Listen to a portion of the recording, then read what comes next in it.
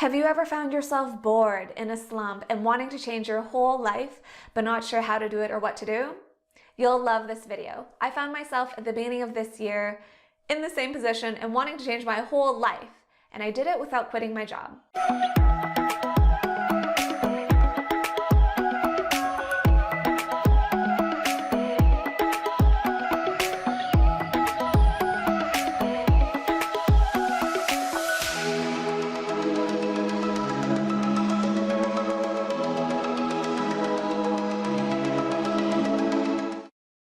Hey guys, welcome back. It's Anita.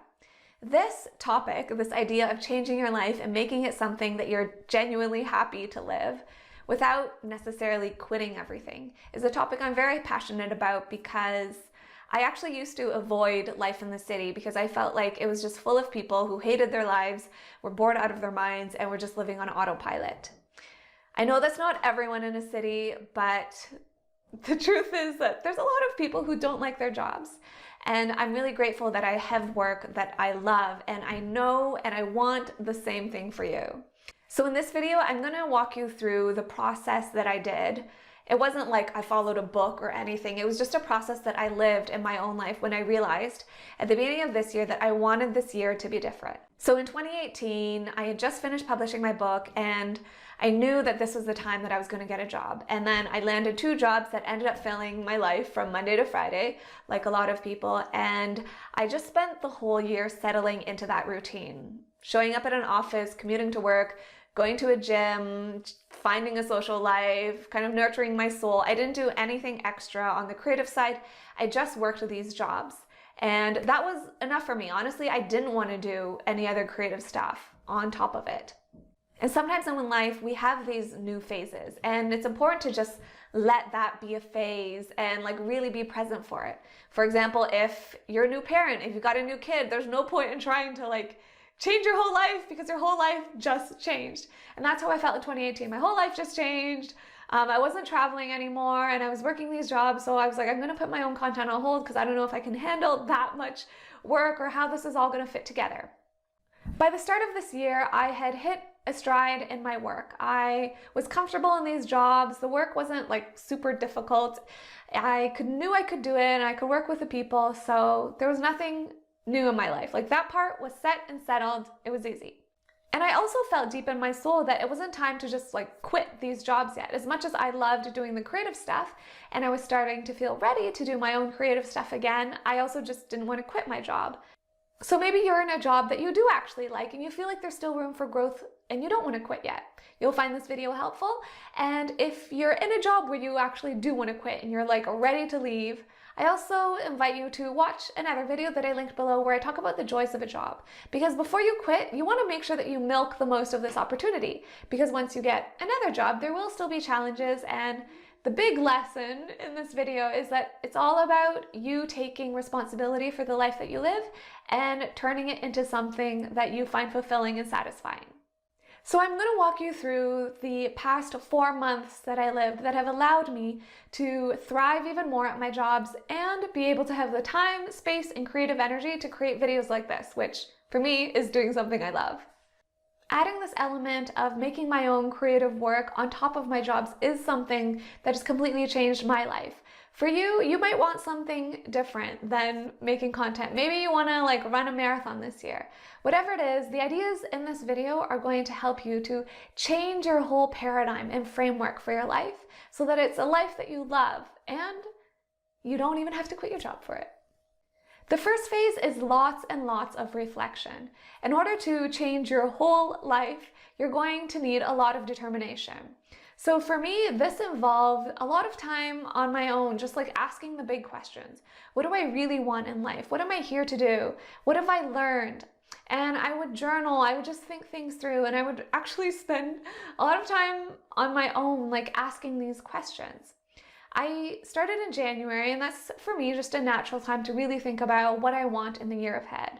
I've had other experiences like when I turned 25 and I decided it was going to be the most epic year of my life, where I actually did make it the most epic year of my life. And I did things like live broadcasting in refugee camps. I traveled many more countries in that year. I just made it an epic year because I decided I wanted to. So I know that it's possible to take a year and make it into something that you're really proud of living and like just really happy with your life. And I also knew that I had spent 2018 doing the opposite of building an epic life. I had just lived and I had gotten these jobs and learned to work with new people, and that was awesome, but I knew I wanted 2019 to be better. So I spent a lot of time figuring out what exactly I wanted. In my observations, I've noticed that the people who usually feel like they don't know where they're going or they don't know what they want in life, it's often because they're asking other people and they're kind of bouncing ideas off of other people who might not also know what they want in life. In comparison, I've noticed, I'm not saying you have to do this, but just this is what I've done.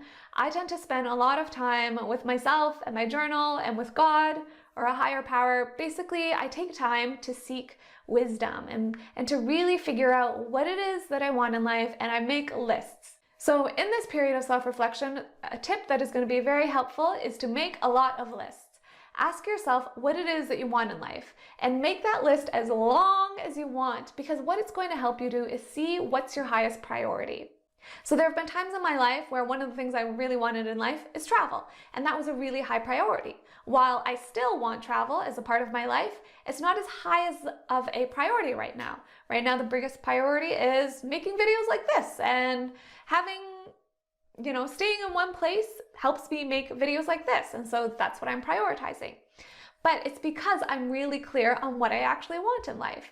So don't skip this step. It doesn't really look like you're doing anything on the outside, but it's a lot of time on your own. Like if you have to book a Saturday, multiple Saturdays by yourself and just like go out to a park, give yourself that quiet time where you're not going to have any disturbances.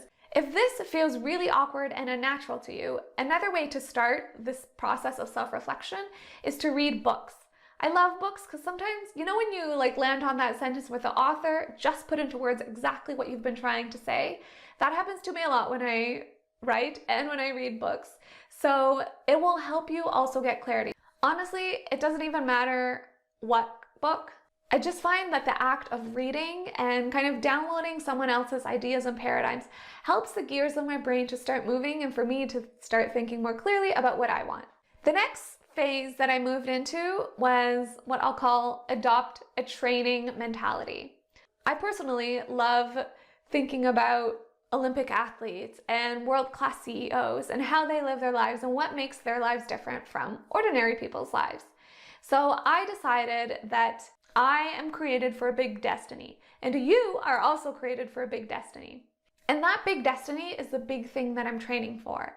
So the analogy that I actually picked is like a leadership development program. When you're leaving university, there are often big companies that will come and they'll hire grads into their rotational program, a leadership development program, where they get to work a couple months in different departments and figure out what they like and get a good overview of the business. I decided I'm going to act as if I'm living that for myself. So there are different phases of my life and they're all training me for something bigger. So I actually call it God's Leadership Development Program. I am in God's Leadership Development Program.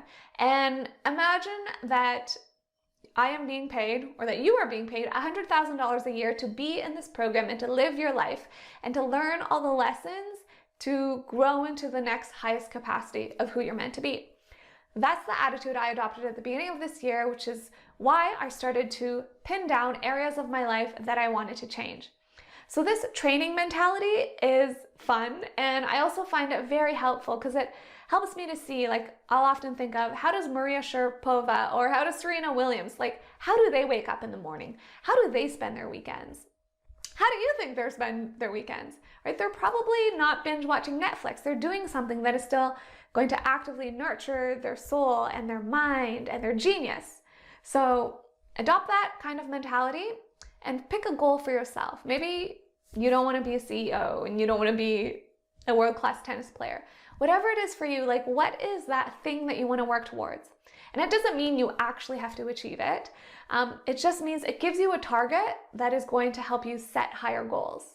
These first two phases will really help you get in the right frame of mind so that everything else you do next is easier, because now you know what it is that you want, why you want it, and where you're going and what you're training for. The next phase to move into is to change your habits.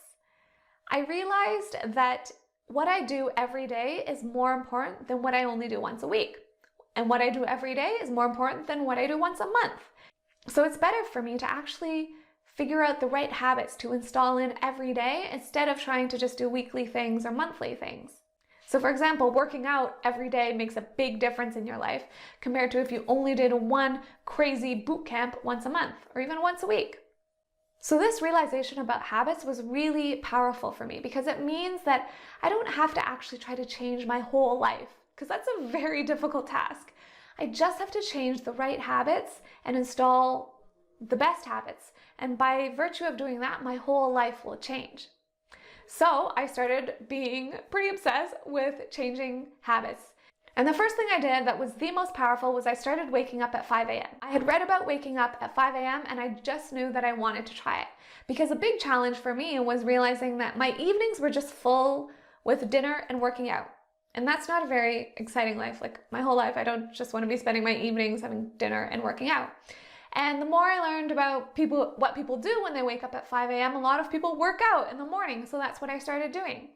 And that actually created this huge ripple effect where the rest of my day, my whole brain was more alert. So you don't have to wake up at 5 a.m., but I highly recommend it if this intrigues you. And honestly, every other habit that I ended up changing after waking up at 5 a.m. is a result of me waking up at 5 a.m. I started waking up early in the middle of January, and it had this huge cascade effect that the next 4 months totally benefited from. Other habits that I changed were waking up early in the morning, changing what I eat, doing a lot more self-reflection. Once a week, I do a big self-reflection, and because I like it so much, I end up doing a self-reflection pretty much every other day where I look at how my day went, what I could do smarter and better. Another habit that I installed was creating a uniform for work. I don't have it every single day for work, but there are certain days where I just there's a sweater I wear and I just wear dark leggings, and that's my jam. It actually saves me a lot of brain space to put my creative energy into other things. So for you, figure out what are the bad habits that you're like, I just don't want to do this for my whole life. Like for me, I knew I didn't want to spend my evenings working out. I wanted to do something more productive and nurturing than that. So figure out what those habits are and start making a plan for how you're going to change them. You don't have to change them just yet, but even just the awareness that you know you want to change them is going to help. The next phase I moved into was that I became a calendar ninja. My goal is to be very intentional with how I spend my time so that no day is wasted. Especially because now, I know if I waste a day, that means I'm not going to get to create content that then allows me to connect with you guys. And for me, that is the most important thing. The reason that I could become so intentional with my time was because of phase 1, where I became really clear what my goals were. And I knew that if I don't get my calendar in order, I'm never going to be able to fulfill this dream of creating content and connecting with you guys and just sharing this big journey with you guys. And for me, that's one of my big life purposes. So ever since the beginning of this year, I have been looking at my calendar and constantly optimizing it and learning it. There isn't an exact formula that I could give you guys for what to do with your calendar, because you're going to have your work schedule and what works for you. But the big thing was sitting down and actually looking at my calendar and being like, what did I do well this week? What do I want to cancel for next week? What do I want to add on for next week? So when I first started this process of changing my life without quitting my job, I was like, okay, I'm going to start scheduling creative time to create content for my own channels. And I have to do this outside of my work hours. So once I started waking up early, then I realized I could actually go to work early and I could leave work earlier, which would give me more energy in my afternoons to create content, which is exactly what I did with my calendar. However, what I ended up doing was overloading my calendar with so much work time, like there was job work and then there was Anita content work, that I felt like I was being a slave master to myself, and I just felt like I was working all the time. So after about 2 weeks of that, during my weekly reflection, I sat down and I'm like, okay, what is it that I need more of in life? And I realized that I need fun and I need rest. And it's really important for me to actually schedule rest and fun in my life. So then in the following weeks after that, I scheduled more rest and fun. And even though sometimes I would still work during my scheduled rest time, it didn't feel like work anymore, because it was like a mental note to myself that, Anita, I'm giving Anita time to rest. So in your own life, look at your calendar. If you don't use your calendar yet, then this is a big step for you to take, and start scheduling in the things that can't move. If there's times you got to drive your kids or the times you've got to show up to class, just schedule them in and look at how much free time you actually have. And then you're going to go back to phase 1, self-reflection, and figure out what it is that you actually want to fill that time with. A great book on this is 168 Hours by Laura Vanderkam. I love what she talks about in that, because she's like, you have more time than you think. A lot of people waste more time than they realize. So if the idea of having more time for yourself seems way out of reach, read that book. It'll change your perspective. Okay, now you're ready for the juicy part. Next, you're going to transition into the transition. So I'm specifically using the word transition because in some of my other videos, I've talked about how the power of travel is that it just like shocks your whole system and gives you a whole new life. I have done that before, and it is great if you really want to change your life, but it is also hard to reintegrate after that big shock. And for this video, I don't want you to quit your job. So we're going to do a gradual transition. So the first thing I want you to do is pick a time in your life where you can just feel and you just know you're going to be intrinsically motivated to start changing. And then my birthday is at the beginning of February, so I was like, that time of the year, the beginning of the year, is just my perfect time when I want to change. Because I have a whole new set of 11 months ahead of me that I want to live an epic life. So once you've picked that starting point for yourself, then start transitioning. Word on the street used to be that it takes 21 days for someone to install a new habit in their lives. However, new science has actually shown that it takes 66 days. And for some people, that can actually range to like 200 plus days, depending on what the habit is, that person's personality, their temperament, their lifestyle, all kinds of things. But I had already read, I'm going to talk about reading afterwards, but I had already read that it takes 66 days to change a habit. And the first 22 of those days, it's probably going to be really messy and painful. The middle is definitely going to be messy as you're trying to like figure out the new habit. And then the end is going to be beautiful. So I was mentally prepared that my first big habit I wanted to install, waking up at 5 a.m., was going to be painful and difficult. When I started it, I didn't expect to be easy. Like I didn't expect waking up at 5 a.m. to be something that gives me energy. Although it actually did give me energy. There was about 2 weeks of waking up at 5 a.m. where I was so good, and then there was 2 weeks where I was like, I felt like I was jet lagged because I was so tired. But the point is, know that as you're transitioning into this new life, the beginning part is going to be messy.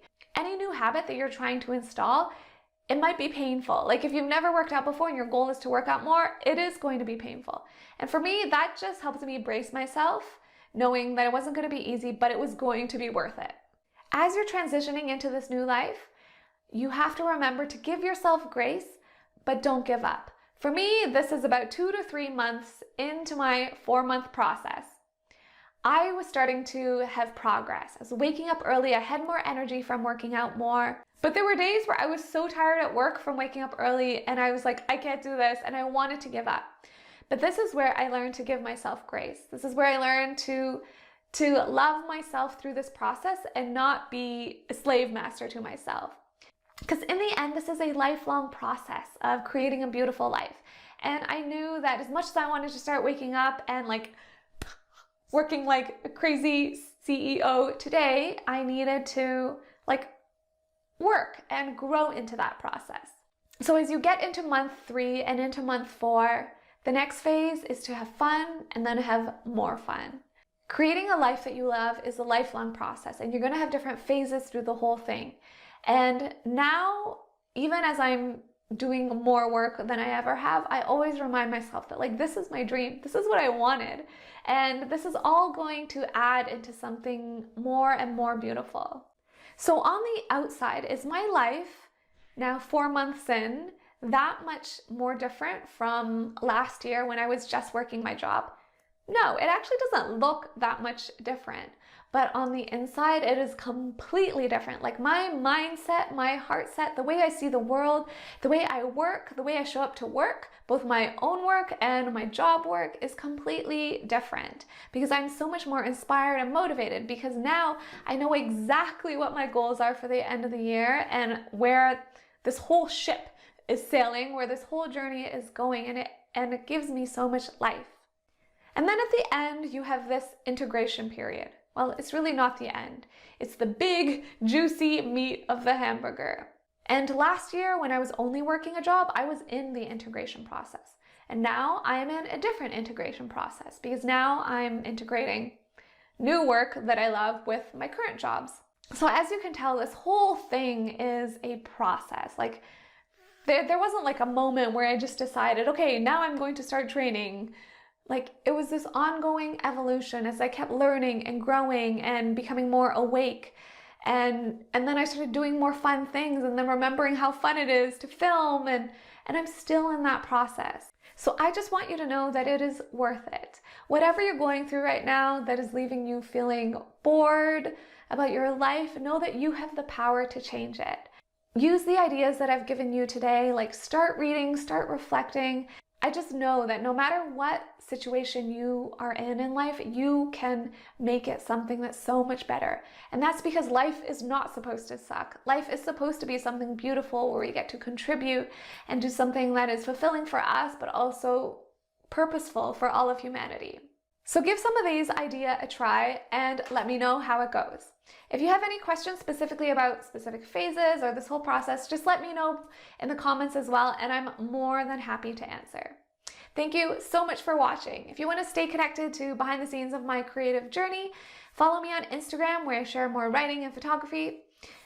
And of course, you can always subscribe as well. Thank you guys so much for watching, and I'll see you in the next one.